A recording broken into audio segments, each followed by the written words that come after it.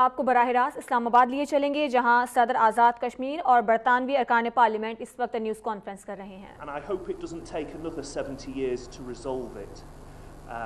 But as long as there are people willing to listen to the concerns of the people of Kashmir, we can then turn those concerns into hopes and dreams. Hopes and dreams become a reality.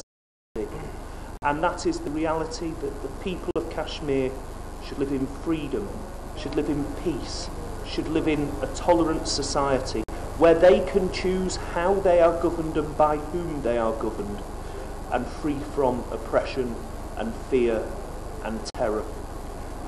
And I will work hard as a Member of Parliament with my colleagues that are here today to make sure that the voice of Kashmir is heard when I'm back home in Great Britain.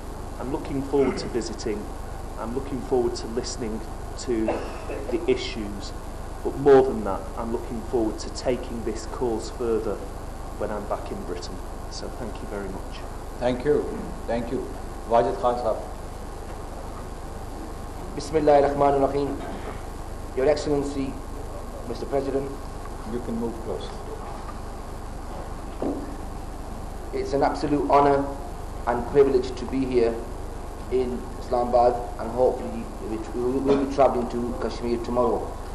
As a member of European Parliament, I sit in a parliament which has 28 countries sitting in that parliament. So 28 countries are represented in that parliament.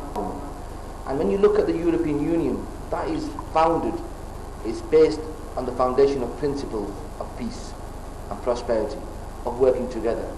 So I am frustrated, if I be quite honest with you, in terms of the international community not paying its due attention to what's happening in terms of human rights violations and abuses in Kashmir.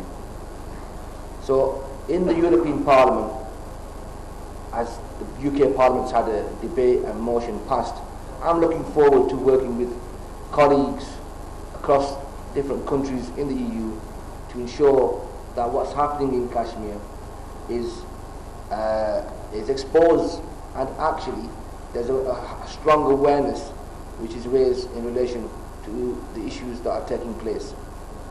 Now it's fantastic to be here, because this is for me a unique experience in terms of my visits in Kashmir. I want to learn, I want to speak to people, and this is a fact-finding mission as well. So we're hearing from experts, we're hearing from representatives from government. So it's really nice to hear what is actually happening. But it's not nice to hear what is going on, but it's good to have that knowledge, so I can go away and act upon that knowledge. Because when you gain knowledge and you see and experience with your own eyes, it's different to hearing from other people. As well as sitting as an MEP in Europe, I also work on the National Policy Forum for the Labour Party. So this is a forum which develops policies across in different areas like education, health, employment, environment, and also international foreign policy as well as defence.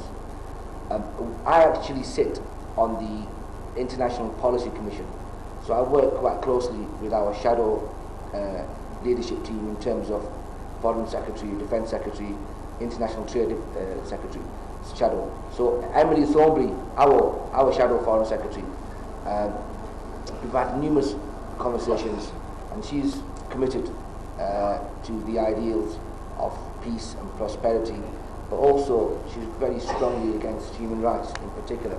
And so we have now in our manifesto a clear line on Kashmir, the whole issues, and that is there's such strong wording on human rights violation.